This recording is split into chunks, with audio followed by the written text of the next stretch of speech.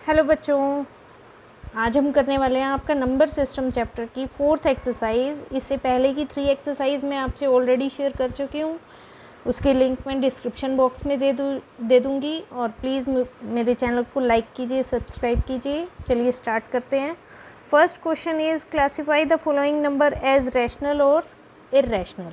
अब देखिए, √5 हमें पता है इर्रेशनल है। अब वो किसी नंबर से माइनस हो रहा है या प्लस हो रहा है तो वो भी इर्रेशनल ही आएगा। ठीक है, डायरेक्ट आप लिख सकते हैं। नेक्स्ट सेकंड पार्ट में देखते हैं। अगर ब्रैकेट को हम हटाएं 3 + √23 - √23, माइनस से प्लस कैंसिल हो जाएगा, आपका आंसर आएगा 3। और 3 क्या है, इसे हम p/q फॉर्म में लिख सकते हैं। तो इट मीन्स ये क्या आ गया, rational. Next part, third part में भी √7 कैंसिल हो रहा है आपका। तो आपका आंसर में क्या आ रहा है, 2/7। 2/7 is p/q form, so it is also rational. √2 आ गया जिसे आप सोल्व नहीं कर सकते, p/q फॉर्म में नहीं लिख सकते, so it is irrational. And next 2π, also pi is also irrational.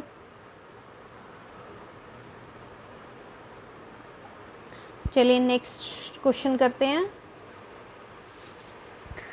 Second question, simplify each of the following expression. Simply multiplication करनी है, कुछ नहीं करना है इसमें। करिए, स्टार्ट करते हैं। फर्स्ट आप 3 को इस पूरी ब्रैकेट से मल्टीप्लाई करो, क्या आएगा, 3 × 2 + √2 प्लस √3 को हम मल्टीप्लाई करेंगे 2 + √2। ठीक है, नेक्स्ट लाइन में कीजिए, 3 × 2 = 6 प्लस 3 को √2 से मल्टीप्लाई करोगे, क्या आएगा, 3√2 प्लस 2 को √3 से करेंगे 2√3 प्लस √3 को √2 से करेंगे, रूट के अंदर दोनों मल्टीप्लाई हो जाएंगे, मीन्स 3 × 2 हो जाएगा। तो आंसर क्या आएगा आपका, 6 + 3√2 प्लस 2√3 प्लस √6। ठीक है, नेक्स्ट सेकंड पार्ट में कीजिए, सेम वही है, बट यहाँ देखिए 3 + √3, 3 - √3, a + b, a - b की आइडेंटिटी बन रही है ना, a + b × a - b। तो क्या आएगा आंसर, a² - b²। तो यही अप्लाई कर देते हैं। a² मतलब 3² एंड b² इज √3²। रूट से स्क्वायर कैंसिल हो जाएगा, 3 × 3 = 9 माइनस यहाँ से 3 बच गया, तो 9 - 3 आपका क्या होता है, 6। नेक्स्ट क्वेश्चन पर आते हैं। नेक्स्ट क्वेश्चन में आपको ऑलरेडी गिवन ही है कि आपको आइडेंटिटी यूज़ करनी पड़ेगी a + b² की। तो a + b² की आइडेंटिटी क्या होती है, a² + b² + 2ab। तो अप्लाई कीजिए, √5 + √2² आपका है √5² + √2² + 2 × √5 × √2। सॉल्व कीजिए, रूट से स्क्वायर कैंसिल हो जाएगा, 5 आ जाएगा यहाँ पर। यहाँ भी स्क्वायर से रूट कैंसिल हो जाएगा, 2 आ जाएगा आपका। और नेक्स्ट टर्म आपकी आ जाएगी 2 × √10। आगे 5 + 2 = 7 हो जाएगा आपका, और 5 + 2 √10 आपका आंसर आ जाएगा। ठीक है, नेक्स्ट फोर्थ क्वेश्चन में भी क्या है, a - b × a + b। Same यही आइडेंटिटी यूज़ करेंगे। लिख दीजिए, √5² - √2² इज इक्वल टू, स्क्वायर से स्क्वायर कैंसिल हो जाएगा आपका, 5 - 2 आ जाएगा, 5 - 2 = 3। तो आपका 3 आंसर आ जाएगा। क्लियर है। नेक्स्ट सम पर चलते हैं। Recall pi is defined as the ratio of the circumference of the circle to its diameter, that is pi is equal to c/d. This seems to contradict the fact that pi is irrational. How will you resolve this contradiction? अब इसमें क्या करेंगे आप, सबसे पहले तो pi is defined as the ratio of circumference of the circle. अब circumference आपका क्या होता था,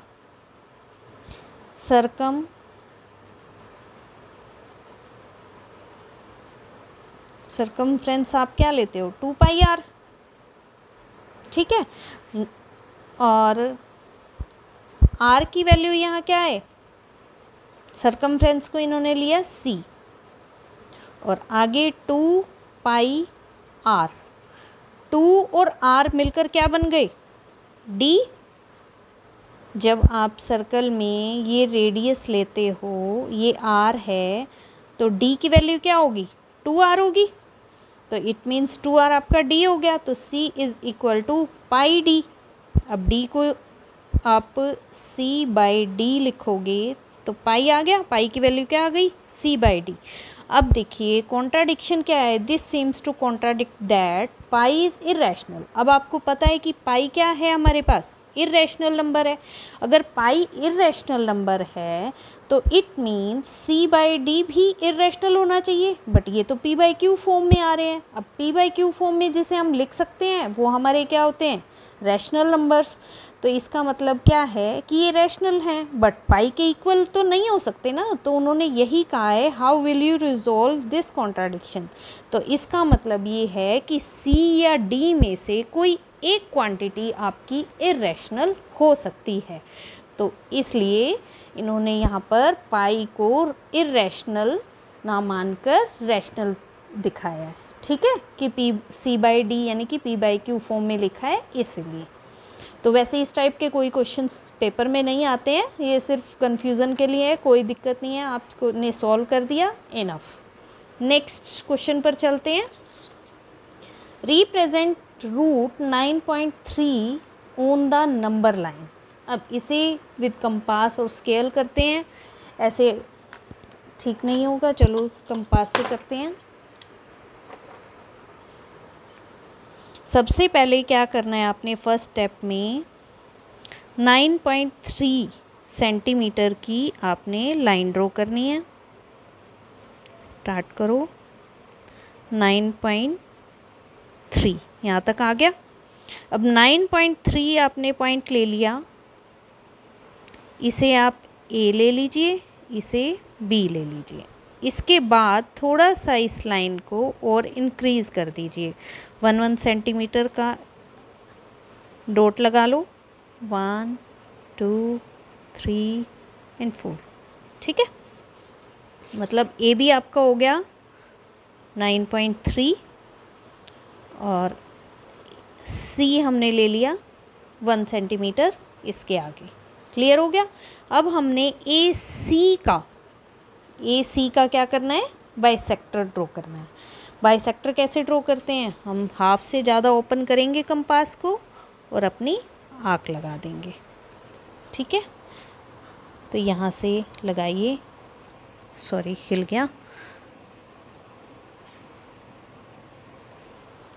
अब इसको बाइसेक्टर ड्रॉ करो। बाइसेक्टर किस लिए, कि हमें मिड पॉइंट मिल जाए, इसका मिड पॉइंट निकालने के लिए हम बाइसेक्टर ड्रॉ कर रहे हैं।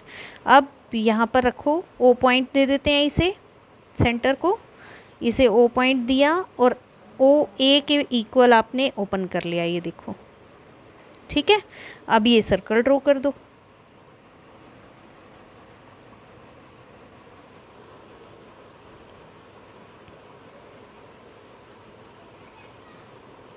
ये हिल गया मेरा थोड़ा सा,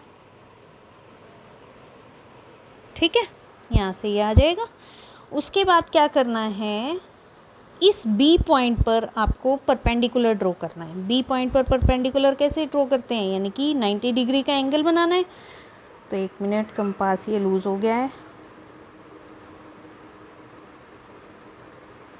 9.3 सॉरी बी पॉइंट पर आपने 90 डिग्री का एंगल बनाना है, तो क्या करोगे आप, आर्क लगाओगे, एक आर्क यहाँ से, एक नेक्स्ट, और फिर इसका बाइसेक्टर,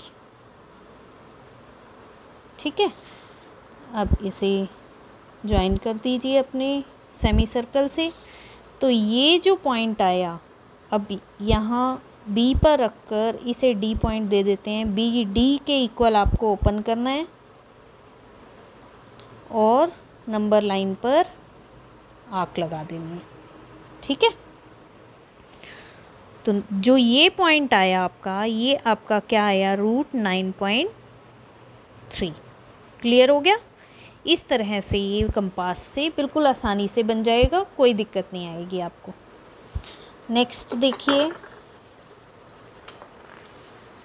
फिफ्थ क्वेश्चन में क्या है बेटे, rationalise the denominators of the following. अब क्या है, ये रैशनलाइजेशन है। रैशनलाइजेशन में क्या करते हैं, आपको करना है 1/√7, जो भी आपके डिनोमिनेटर में है उसी से ही इसको मल्टीप्लाई भी कर दो और डिवाइड भी कर दो। तो क्या आएगा, 1 × √7 √7 को √7 से करेंगे तो √7 का स्क्वायर हो जाएगा, स्क्वायर से रूट कैंसिल हो जाता है, तो आपके पास बच जाएगा √7/7। यही आपका आंसर आ जाएगा, ठीक है, और कुछ नहीं करना है इसमें। नेक्स्ट सेकंड पार्ट में करते हैं। अब देखो, जब हमारे पास 2 टर्म्स आ जाती हैं नीचे, तब हमने क्या करना है रैशनलाइजेशन में, √7 - √6 मल्टीप्लाई √7 + √6। ये स्टेप ध्यान से देखना कि माइनस है तो प्लस कर देंगे, प्लस है तो माइनस कर देंगे। तो यहाँ √7 + √6। अब न्यूमरेटर में तो आपके पास क्या आया, √7 + √6, क्योंकि यहाँ तो 1 ही है तो एज इट इज़ आ जाएगा। नीचे क्या आ गया, a - b × a + b। तो a - b × a + b किसके इक्वल होता है, a - b × a + b हमारा होता है a² - b² के इक्वल। तो ये आइडेंटिटी यूज़ करके हम √7² - √6² स्क्वायर से रूट कैंसिल हो जाएगा, तो आपका क्या आ जाएगा, √7 + √6 डिवाइड बाय 7 - 6। 7 - 6 इज़ 1, तो √7 + √6 आ जाएगा। यही आपका आंसर हो जाएगा। क्लियर है। नेक्स्ट थर्ड पार्ट पर आते हैं। थर्ड पार्ट में क्या है बेटे, 1/√5 + √2। तो अब क्या हो जाएगा, √5 - √2, सेम एज √5 - √2। अब मल्टीप्लाई कीजिए, न्यूमरेटर में तो √5 - √2 आ गया, डिनोमिनेटर में आएगा आपका √5 होल स्क्वायर - √2 होल स्क्वायर। कौन सी आइडेंटिटी से, सेम वही आइडेंटिटी से, a + b × a - b is equal to a² - b²। तो a² - b² लिख दिया हमने, स्क्वायर से रूट कैंसिल हो गया, आपका आ गया √5 - √2 डिवाइड बाय 5 - 2।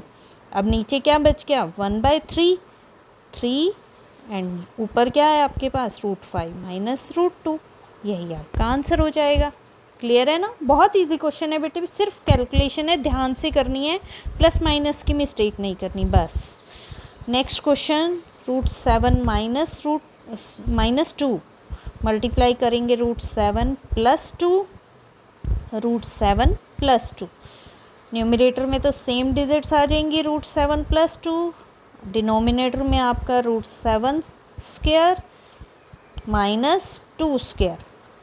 √7² रूट से स्क्वायर कैंसिल हो जाएगा, √7 + 2 डिवाइड बाय 7 - 2 का स्क्वायर आ जाएगा 4। तो आपके पास आ जाएगा 7 - 4 क्या हो जाएगा, 1/3 × √7 + 2। ये आपका आंसर हो गया। तो इस तरह ये एक्सरसाइज आपकी आज कंप्लीट हो जाती है। नेक्स्ट एक्सरसाइज नेक्स्ट वीडियो में। Thank you, bye bye.